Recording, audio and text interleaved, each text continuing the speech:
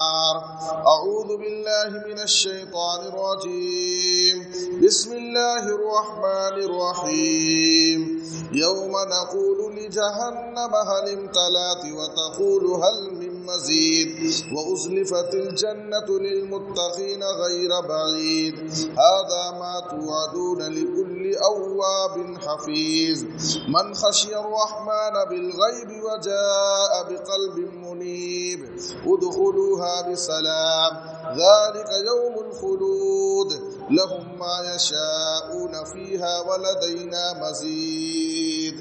وقال الله تعالى في موضع آخر أعوذ بالله من الشيطان الرجيم بسم الله الرحمن الرحيم والفجر وليال عشر والشفع والوتر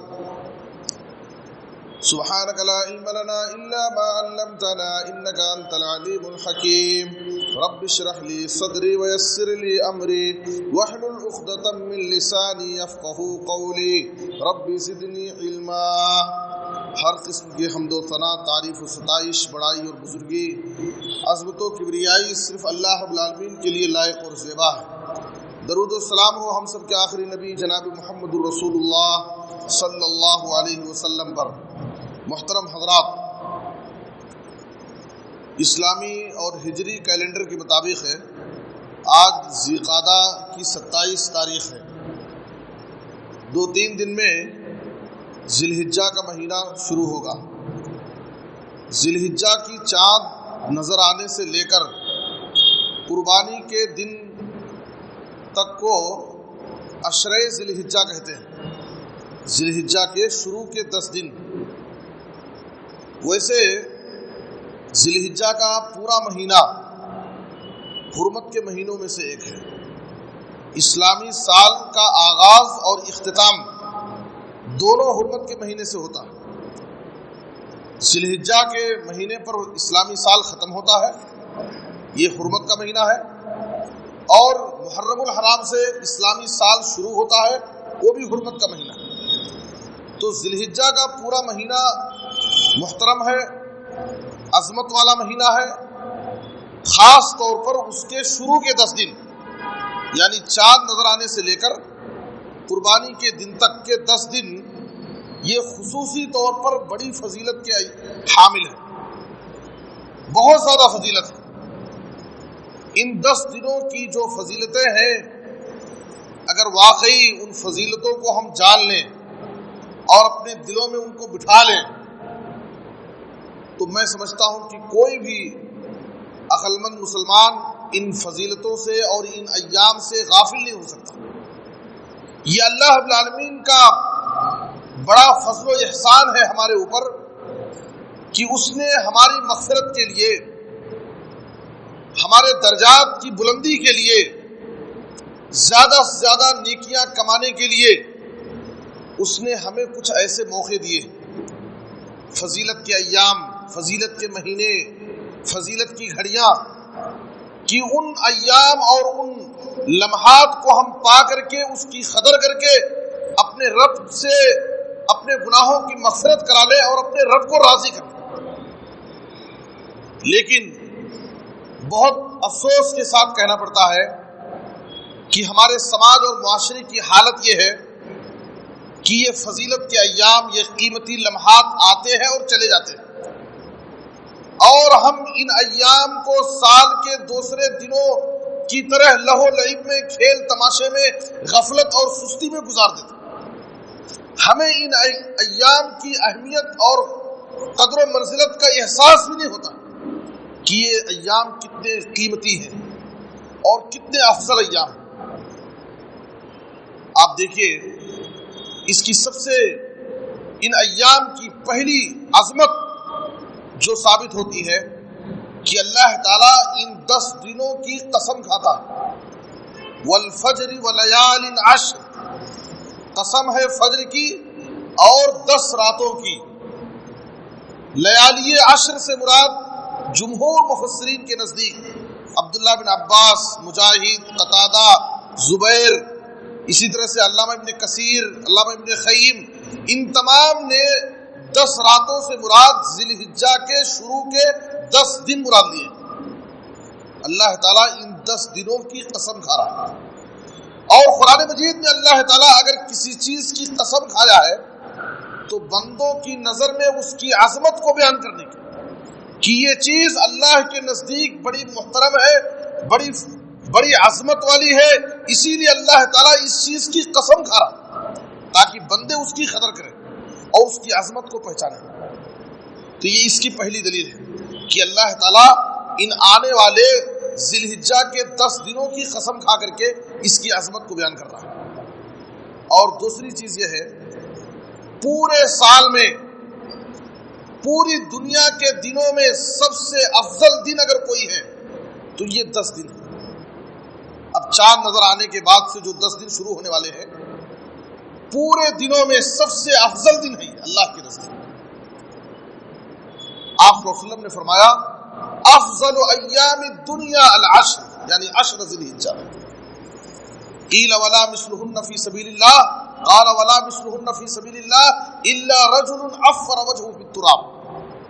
مسرد بازار کی حسن درجے کی حدیث ہے. آپ صلی اللہ علیہ وسلم نے کہا کہ دنیا کے یعنی سال کے دنوں میں سب سے افضل، سب سے مبارک، سب سے فضیلت والے دن اگر کوئی ہے پورے سال میں تو ذی الحجہ کے شروع کے 10 دن. صحابہ کرام نے کہا اللہ کے رسول، کیا اللہ کی راہ میں نکلنے والا شخص جو جہاد کے لیے نکلتا ہے، کیا وہ شخص ان دنوں میں کی گئی عبادت کے برابر ثواب نہیں حاصل کر سکتا ہے؟ تو آپ صلی اللہ علیہ وسلم نے کہا کہ نہیں، ہاں اگر کوئی شخص اللہ کی راہ میں نکلا اور اپنے جان و مال کو قربان کر دیا، وہ شخص اس کے برابر ہو سکتا ہے. جو شخص ان 10 دنوں میں عبادت کرے گا، نیکیاں کمائے گا، اس کا مقابلہ اس کے برابر وہ شخص ہو سکتا ہے جو اللہ کی راہ میں نکلے اور اپنا سب کچھ قربان کرے. تو یہ سال کے دنوں میں سب سے افضل ایام. اب آپ سوچئے، پورے سال کے دنوں میں سب سے افضل ایام اللہ تعالیٰ ہمیں نصیب فرمانے والا. اب ہمارے پاس ان ایام کے حوالے سے کتنی تیاری ہونی چاہیے، اور ان ایام کے حوالے سے ہمارے پاس کتنا جذبہ اور شوق ہونا چاہیے کہ سال کے دنوں میں سب سے افضل دن آنے والے. لیکن آپ تصور کیجئے، کیا ہمارے پاس ان 10 دنوں کے لیے کوئی تیاری ہے؟ کیا ان 10 دنوں کا استقبال ہمیں کیسے کرنا ہے اور ان 10 دنوں سے کیسے فائدہ اٹھانا ہے؟ ان 10 دنوں کے لیے کیا ہمارے پاس کوئی ٹائم ٹیبل اور کوئی پہلے سے شیڈول بنا ہوا ہے؟ ان 10 دنوں سے فائدہ اٹھانے کے لیے کوئی شیڈول نہیں. یہ 10 دن آئیں گے اور گزر جائیں گے اور ہم اپنی غفلت اور سستی میں ان 10 دنوں کو بھی گزار دیں گے. یہ ہمارے لیے بڑے افسوس کی بات ہے. تیسری فضیلت آپ صلی اللہ علیہ وسلم نے کہا، ابو داؤد کی حدیث ہے، آپ صلی اللہ علیہ وسلم نے کہا ما من ایام العمل الصالح فيها احب الى الله من هذه الايام العشر. قالوا يا رسول الله ولا الجهاد في سبيل الله؟ قال ولا الجهاد في سبيل الله الا رجل خرج بنفسه وماله فلم يرجع من ذلك بشيء. آپ صلی اللہ علیہ وسلم نے کہا کہ ان 10 دنوں میں جو اعمال ہم کریں گے، جو نیکیاں کریں گے، اس کے برابر وہ اللہ کے نزدیک اتنا زیادہ محبوب اور پسندیدہ ہے کہ اس کا مقابلہ کوئی دوسری عبادت، کوئی دوسری نیکی کر ہی نہیں سکتی. صحابہ کرام نے کہا اللہ کے رسول، کیا اللہ کی راہ میں جہاد بھی اس کے برابر نہیں ہو سکتا؟ ان 10 دنوں میں کی جانے والی عبادت کا مقابلہ کیا جہاد بھی نہیں کر سکتا؟ آپ صلی اللہ علیہ وسلم نے کہا ہاں، جہاد بھی اس کے برابر نہیں ہو سکتا ہے. ہاں، وہ مجاہد جو اللہ کی راہ میں نکلے اور اپنا جان مال سب کچھ اللہ کی راہ میں قربان کر دے، وہ مجاہد اس کے برابر ہو سکتا ہے. کتنے افضل ایام ہیں. اور دارمی کی روایت میں آپ صلی اللہ علیہ وسلم نے کہا ما من عمل ازکا عند اللہ ولا اعظم اجرا من خیر یعملہ فی عشر الاضحیٰ. ان 10 دنوں میں کیا جانے والا عمل اللہ کے نزدیک سب سے زیادہ پاکیزہ اور سب سے زیادہ اجر و ثواب والا. ذی الحجہ کے ابتدائی 10 دنوں میں جو عمل ہم کریں گے اس پر اللہ تعالی ہمیں سب سے زیادہ اجر و ثواب دے گا. اور وہ عمل اللہ کے نزدیک سب سے زیادہ محبوب ہے اور سب سے زیادہ اجر و ثواب والا۔ میرے بزرگ اور دوستو، یہ فضیلت کے ایام بس بہت قریب میں ہمارے سامنے آنے والے ہیں۔ ایک بندے مومن کو ان ایام کی قدر کرنے کے لیے پورے طور پر تیار ہو جانا چاہیے اور جوش و خروش کے ساتھ، پوری تیاری کے ساتھ ان کا استقبال کرنا چاہیے۔ جیسے رمضان کا ہم استقبال کرتے ہیں، اسی طریقے سے ہمیں ان 10 دنوں کا استقبال کرنا چاہیے۔ اور چوتھی فضیلت ان 10 دنوں کی یہ ہے، آپ صلی اللہ علیہ وسلم نے کہا کہ اس عشرے میں اللہ تعالیٰ نے یوم عرفہ جیسا عظیم دن رکھا ہے، اور علماء نے کہا کہ ان 10 دنوں کی فضیلت کے لیے یہی ایک دن کافی ہے کہ اللہ تعالیٰ نے ان 10 دنوں میں عرفہ کا دن رکھا ہے۔ اور عرفہ کا دن یہ بہت عظیم دن ہے۔ اسی دن عرفہ کے دن اللہ تعالیٰ نے اپنے دین کو مکمل کیا۔ عرفہ کے دن ہمارا دین اسلام مکمل ہوا ہے نبی صلی اللہ علیہ وسلم پر۔ عرفہ کا دن یہ حج کا سب سے اصل دن ہوتا ہے۔ الحج عرفہ نبی صلی اللہ علیہ وسلم نے کہا۔ عرفہ کا دن وہ دن ہے جس دن اللہ تعالیٰ اپنے فضل و کرم سے سب سے زیادہ جہنم سے آزاد کرتا ہے۔ اور حافظ ابن رجب حنبلی رحمۃ اللہ علیہ نے کہا کہ جہنم سے آزادی کی یہ بات حاجیوں کے لیے خاص نہیں ہے، یعنی جو عرفہ کے میدان میں جا کر کے عبادت کرتے ہیں، وقوف کرتے ہیں، انہی کو اللہ تعالیٰ جہنم سے آزاد کرتا ہے، ایسی کوئی بات نہیں ہے۔ بلکہ پوری دنیا کے مسلمان جو بھی عرفہ کے دن اللہ کی عبادت میں اپنے آپ کو مصروف رکھتے ہیں، دعاؤں میں مصروف رکھتے ہیں، اللہ تعالیٰ ان کو اپنے فضل سے جہنم سے آزاد کر سکتا ہے۔ عرفہ کا دن وہ دن ہے جس دن کی دعا سب سے بہتر دعا، خیر الدعاء دعاء یوم عرفہ۔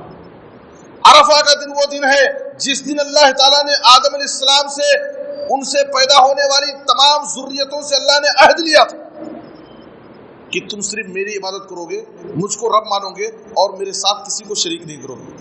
عرفہ کا دن وہ دن ہے جس ایک دن کا روزہ ہمارے 2 سال کے روزوں کا کفارہ، ایک دن کا روزہ۔ صوم یوم عرفہ یکفر السنتین ماضیۃ و مستقبلہ، گزشتہ 1 سال اور آئندہ 1 سال کے گناہوں کا کفارہ ہو جائے گا صرف عرفہ کا ایک روزہ اگر رکھے۔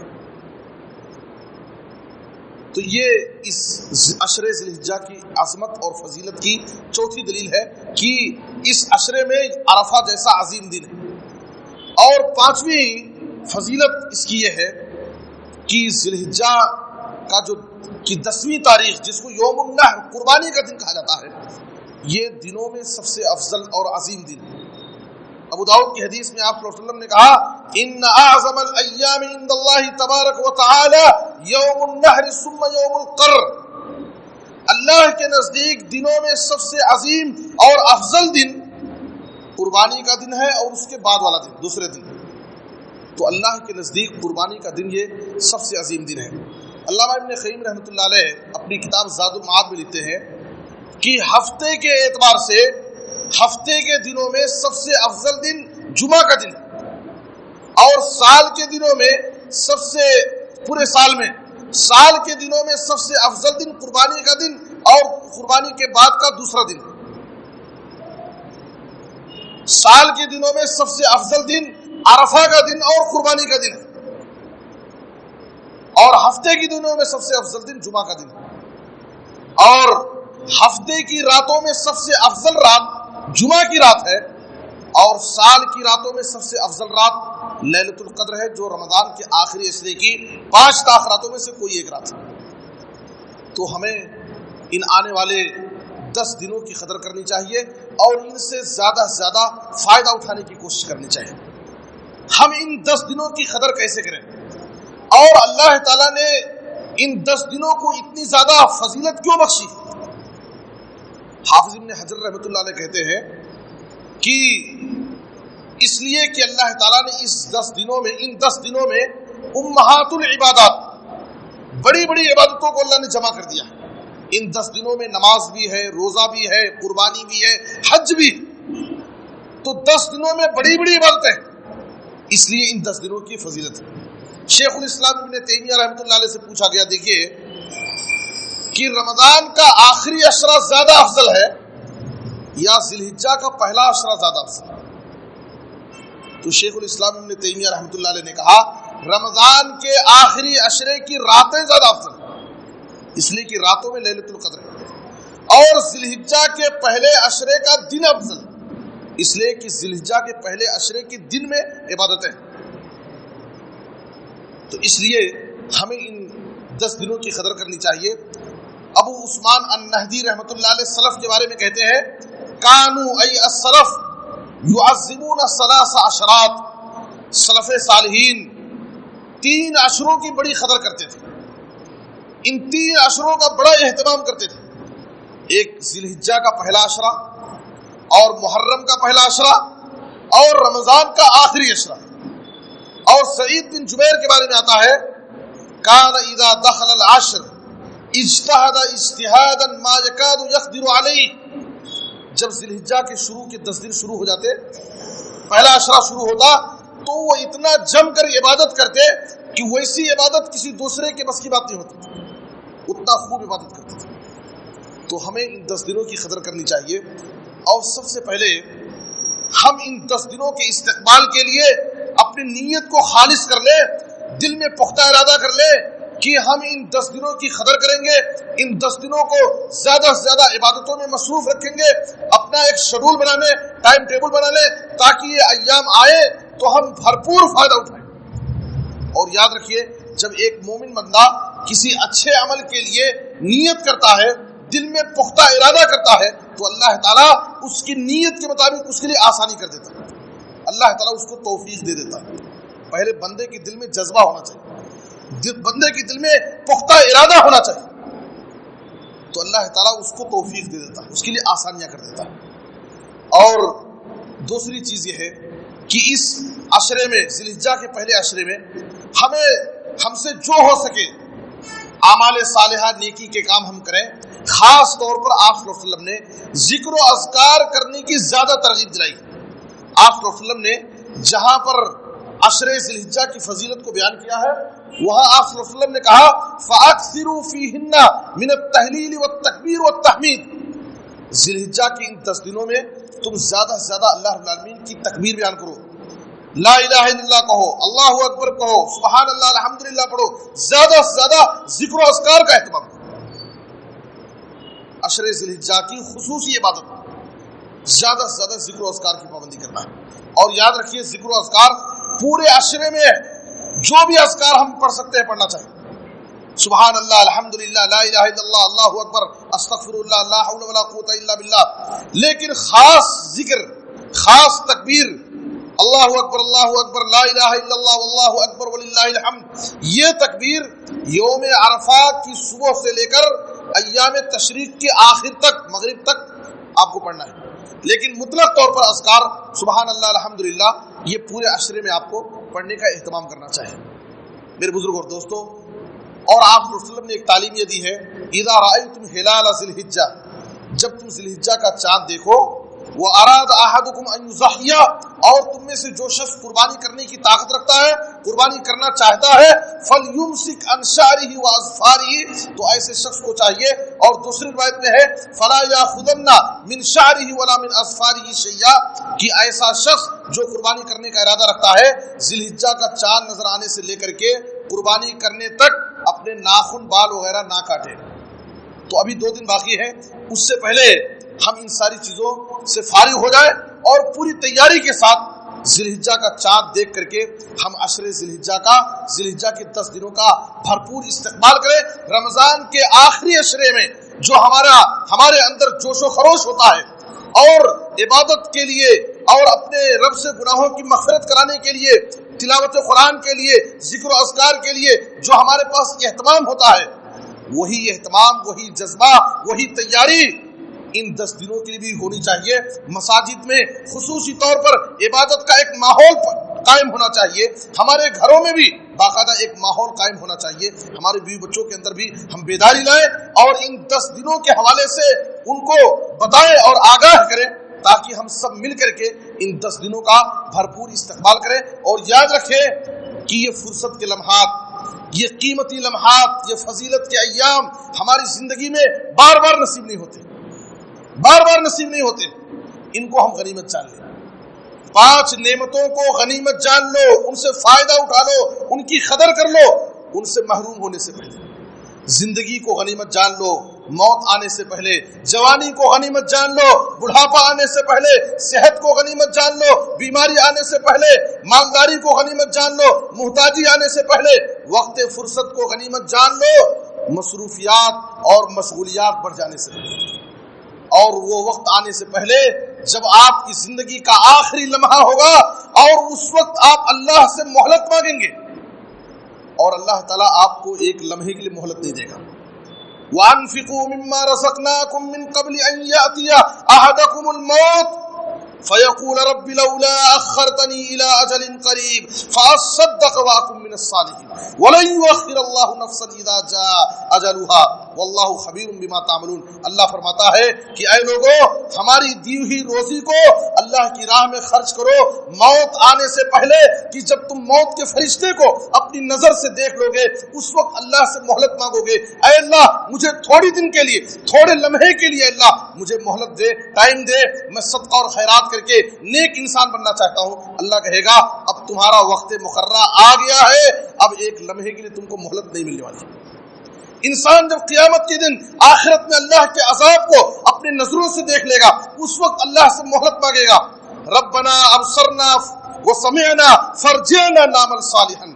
اے اللہ میں نے اپنی نظر سے تیرے عذاب کو دیکھ لیا، سن لیا، اے اللہ مجھے دنیا میں دوبارہ بھیج دے، میں نیک عمل کر کے تجھ کو راضی کرنے کی کوشش کروں گا۔ اللہ کہے گا اب یہ آخرت بدلے کی جگہ ہے، دنیا عمل کی جگہ ہے۔ دنیا میں تم نے جو کچھ عمل کیا ہے تمہارے عمل کا آج تم کو بدلہ دیا جائے گا۔ اس لیے میرے بزرگ اور دوستو، یہ آنے والے 10 دنوں کی ہم قدر کریں، ان کو غنیمت جان لیں اور ان 10 دنوں سے بھرپور فائدہ اٹھانے کے لیے، اس لیے کہ یہ سال کے دنوں میں سب سے افضل دن، ان 10 دنوں میں جو ہم نیکی کریں گے ان کا مقابلہ کوئی بھی عبادت نہیں کر سکتی۔ ان 10 دنوں میں جو عمل کریں گے اس پر جو ثواب ہم کو ملے گا اتنا ثواب کسی دوسرے دن میں نہیں مل سکتا۔ عمر رضی اللہ تعالیٰ عنہ ان 10 دنوں میں رمضان کے روزے کی قضا کو مستحب سمجھتے تھے، تاکہ ہم کو زیادہ قضا بھی ہو جائے اور ہم کو زیادہ اجر و ثواب بھی مل جائے۔ اور ایک بات یاد رکھیے کہ جس طریقے سے ان 10 دنوں میں نیکیوں کا ثواب زیادہ ہے، اسی طریقے سے ان 10 دنوں میں اگر ہم ان 10 دنوں کی قدر نہیں کریں گے اور فرائض و واجبات میں سستی اور کوتاہی کریں گے، نافرمانی کریں گے، گناہ کے کام کریں گے، تو ان 10 دنوں میں کیا جانے والا گناہ اس کی سنگینی بھی بڑھ جاتی ہے، وہ گناہ بھی بہت سنگین ہوتا ہے۔